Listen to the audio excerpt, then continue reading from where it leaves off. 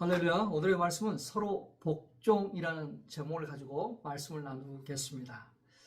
미국인과 우리나라 사람들이 쓰는 언어가 좀 다릅니다.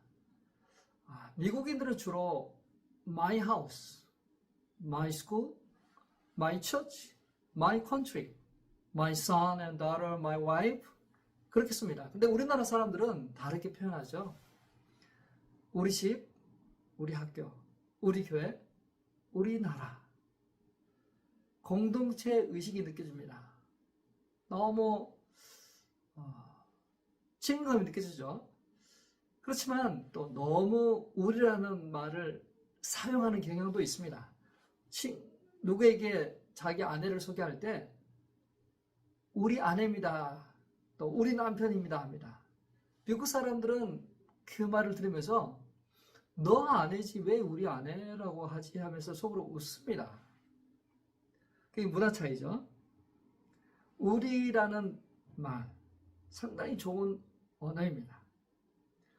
어느새부터 우리 서로라는 제목으로 또 새로운 설교 시리즈가 시작됩니다. 사도 바울도 우리라는 말을 굉장히 많이 사용하고 있어요. 사도 바울이 그의 서신에서 40번이나 우리 서로라는 그러한 말을 사용하고 있어요. 서로 섬겨라, 서로 용납해라, 서로 용서해라, 서로 덕을 세워라, 서로 사랑해라. 왜 서로라는 말을 이렇게 많이 쓰고 있는지, 왜냐하면 그리스도인은 서로의 일부이기 때문입니다. 나는 더 이상 혼자가 아닙니다. 우리는 한 몸이 되었고 한 가족이 있기 때문에 우리라는 말을 많이 쓰고 있는 것이죠. 우리는 그리스도의 몸입니다. 서로 연합되어 있습니다. 그래서 우리라는 말을 많이 쓰고 있죠. 자, 우리라는 말을 많이 쓰는데 서로 복종해라 하고 있어요. 서로 복종해라. 자, 복종이라는 말의 참 뜻을 알아야 되는데요.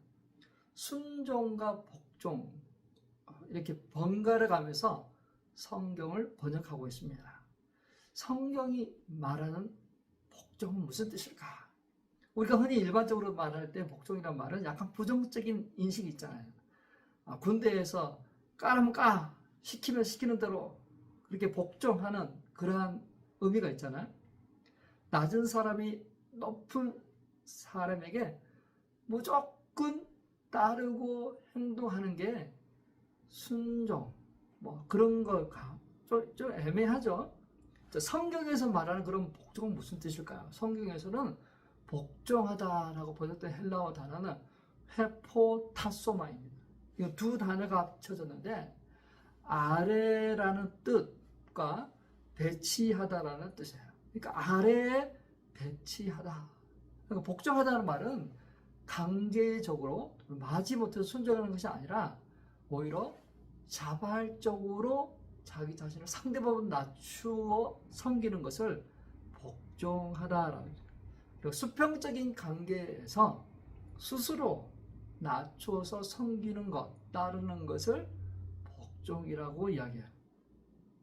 그런데 당시 고대 문화에서는 낮은 사람이 높은 사람을 섬기고 또 아내가 남편을 섬기는 문화였잖아요. 그게 자연스러운 건데 그러한 시대에 서로 복종하라고 했어요. 어느 한 사람만 복종할 것이 아니라 서로 수평적인 관계에서 서로 복종하라 하고 있습니다. 두 사람이 그렇게 하라. 그러한 의미죠. 자, 근데 여기서 한번 이제 우리가 좀 더 이 단어를 조금 더 알면 도움이 됩니다. 복종은 수평적인 관계에서 상대의 뜻을 따르는 거잖아요. 수평적인 관계는 예를 들면 배우자나 동역자나 교회 성도들 사이에서라고 할 수 있잖아요. 그러한 사이에서 자세를 낮춰서 섬기는 거죠. 이 복종이라는 한자어가 좀 재미있는 것 같아요.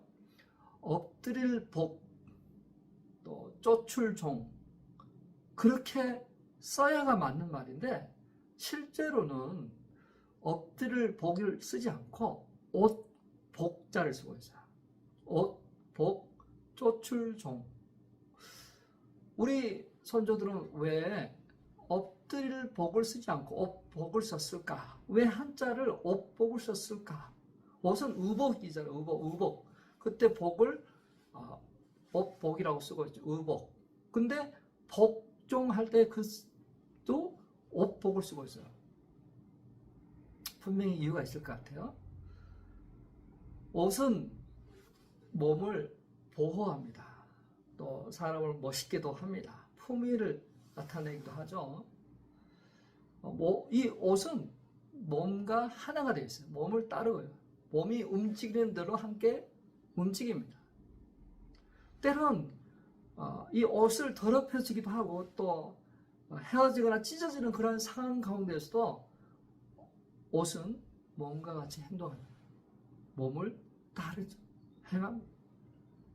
자, 이게 바로 순종이 딱 붙어서 그대로 같이 해나가는 그게 바로 복종이라는 것이죠. 그냥 무조건 따라와 쫄쫄 따라다니고 그냥 아무 생각 없이 어떤 해나가야 되는 그게 아니라 뭔가 일치가 된 옷처럼 옷이 이 몸을 서포트하고 따라가 보호하고 멋있게 하는 것처럼 복종도 바로 그러한 의미에서 쓰여지고 있다는 것이죠. 자, 복종은 성령 충만의 열매이기도 합니다.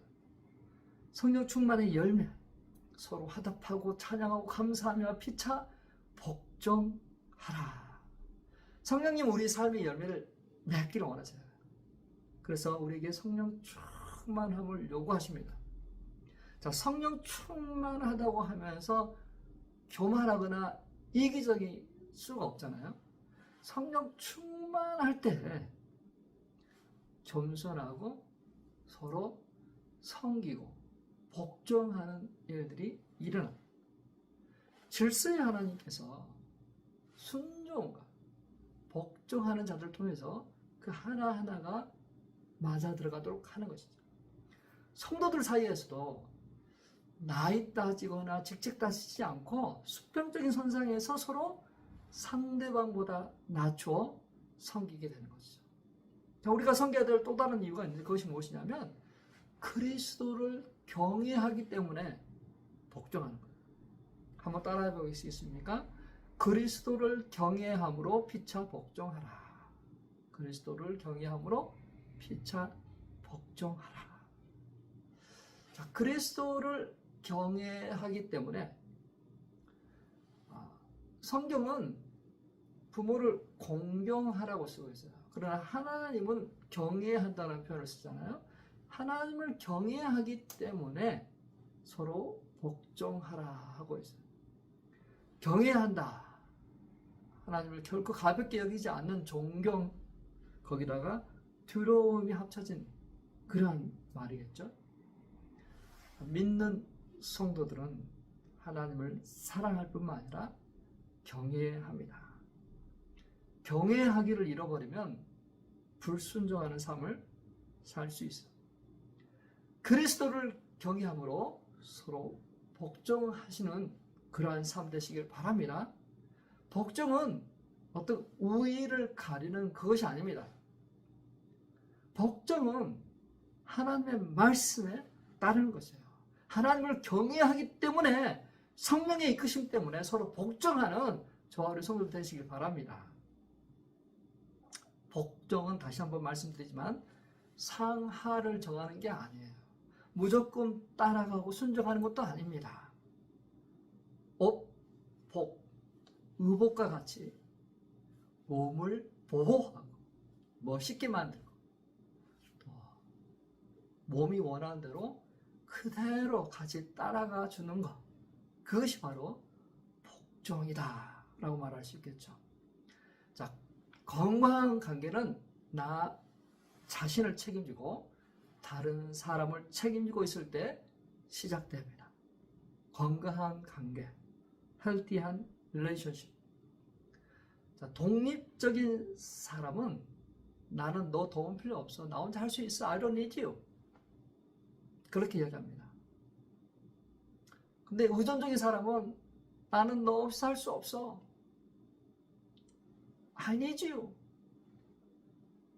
누군가 도움이 있어야 되죠. 그런 상호 의존적인 사람은 우리는 서로 의지할 수 있어 라고 이야기합니다. 독립적인 사람, 의존적인 사람, 상호 의존적인 사람. 어떤 사람인가요? 독립적인 사람은 스스로 삶을 잘 통제합니다. 잘 자신의 삶을 매니지합니다. 독립적인 사람은 어떻게 보면 좀 자유함이 있어요. 정서적으로, 경제적으로, 관계적으로 독립되는 삶을 살아갑니다.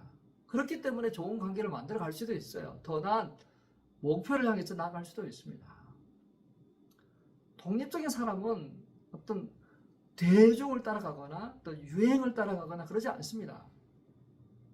어떤 다른 사람의 도움을 구하지도 않습니다. 스스로 문제를 해결해 나가요. 독립적인 요소가 반드시 있어야 돼요. 그러나 너무 독립적일 때도 문제가 되기도 합니다. 자, 의존적인 사람은 어떨까요? 자녀들이 어릴 때는 의존적입니다. 당연한 거예요. 근데 성인이 돼서 성장해서 여전히 의존적이다. 그거는 좀 문제가 되는 거죠. 마마보이다. 부모를 분명히 떠나야 되면도 떠나지 못하고 그 부모를 우선시하게 될 때 남편과 아내의 사이는 문제가 생기게 되는 거죠. 대부분의 그런 문제들이 떠나지 못하면서 나오는 그런 문제예요. 근데 너무 의존적일 때가 있잖아요. 너무 의존적일 때 경제적으로, 정신적으로 의존하고 생활도 불가능한 거죠. 문제 해결도 못합니다. 우리 자녀들 부모님들이 너무 많이 해주다 보니까 우리 자녀들이 생각을 할지 몰라요. 어떤 행동하는 것도 할지 못해요. 미국 아이들을 보면 조금 독립적인 것 같고 우리나라 아이들은 조금 의존적인 경향이 참 많이 있는 것 같아요. 요즘 팬데믹 이후에 또 인플레이션이 올라가고 또 이자율이 높아지면서 집으로 다시 돌아가는, 부모님 집으로 다시 돌아가는 그러한 사람들이 있어요. 어려우니까 그렇게 됐지만 그런 그 사람들을 가리켜서 캥거루족이라고 합니다. 캥거루족. 캥거루는 새끼를 낳아서 이 주머니에 넣고 다니죠. 생후 6개월에서 길게는 1년까지 약 18개월까지도 잠깐 들어갔다 나왔다 하는 그런 것이 있다. 그러나 그 이상이 되면 독립돼요. 근데 우리 인간 사회에서 부모를 떠나지 못하고 다시 부모님 집에 들어와서 경제적인, 정신적인 지원을 받는 그러한 사람들이 있죠. 자, 사람마다 어떤 의존하는 부분도 있는 것 같아요. 사람들이 재능이 다 다르기 때문에 특별히 어떤 길을 찾아가는 방향 감각이 없는 사람들은 좀 의존적이죠. 저는 길치였습니다. GPS가 나오기 전에 정말 고생했어요. 새로운 길을 가려면 지도책을 찾아보고 또 그 지도책을 보고 이 동서남북 이 감이 안 잡히니까 이 책을 돌려가면서 이렇게 갔단 말이에요. 제 아내도 길치거든요. 그래서 둘이 차에 타고 어디를 가야 될 때 한 명은 그 지도책을 봐주고 한 명은 운전합니다. 우리는 서로 막 의지하는 거죠. 이 상호 의존하는 거 바로 이런 거예요. 서로 연약함을 알고 서로 보충하고 서로 섬겨주는 거. 그게 상호 의존적인 거죠. 빌립보서 2장 3절 4절입니다. 같이 한번 읽어볼까요? 아무 일에든지 다툼이나 허용으로 하지 말고 오직 겸손한 마음으로 각각 자기보다 남을 낮게 여기고 각각 자기 일을 돌볼 뿐더러 또한 각각 다른 사람들의 일을 돌보아 나의 기쁨을 충만하게 하라. 겸손한 마음으로 남을 낫게 여기고 각각 자기 일을 돌아볼 뿐만 아니라 다른 사람들 일을 돌보아서 섬겨주라라고 이야기를 하는 거죠. 우리는 각 개인으로도 존재하지만 또한 교회 지체로서 존재합니다. 살아있는 유기체입니다. 우리가 서로 상호 의존합니다. 교회가 바로 그런 거죠. 내 자신을 책임지고 다른 사람을 책임지는 삶, 그러한 삶을 살아갑니다. 우리는 한 가족이고 그리스도의 몸, 서로를 돌아보고 챙겨주는 아름다운 관계 되시길 주의 이름으로 축원합니다. 자, 예수님은 하나님께 복종하셨어요. 우리가 따라야 할 모델이 되어 주셨습니다. 빌립보서 2장 6절 8절입니다. 같이 읽습니다. 그는 하나님의 모습을 지니셨으나 하나님과 동등함을 당연하게 생각하지 않으시고 오히려 자기를 비워서 종의 모습을 취하시고 사람과 같이 되셨습니다. 그는 사람의 모양으로 나타나셔서 자기를 낮추시고 죽기까지 순종하셨으니 곧 십자가에 죽으시기까지 하셨습니다. 자, 예수님은 하나님이셨어요. 본질이 하나님이세요. 하나님의 성품과 속성을 가지고 계세요. 근데 그 하나님의 자리에서 인간의 몸으로 내려오셨어요. 하나님 아버지의 뜻은 이루는 삶을 사셨어요. 그리고 죽기까지 복종하셨습니다. 자, 예수님은 하나님께만 복종하지 않으셨어요. 땅에 있는 건세자들에게도 복종하셨어요. 로마서 13장 1절에 나옵니다. 각 사람은 외에 있는 건세자들에게 복종하라. 건세는 하나님께로부터 나지 않음이 없나니 모든 건세는 다 하나님께서 정하심 바라. 이 로마서는 로마 성도들에게 보내는 서적입니다. 근데 당시 로마는 핍박을 받았어요. 우호적이지 않았어요. 그러한 상태에서도 위에 있는 자들에게 복종하라고 했어요.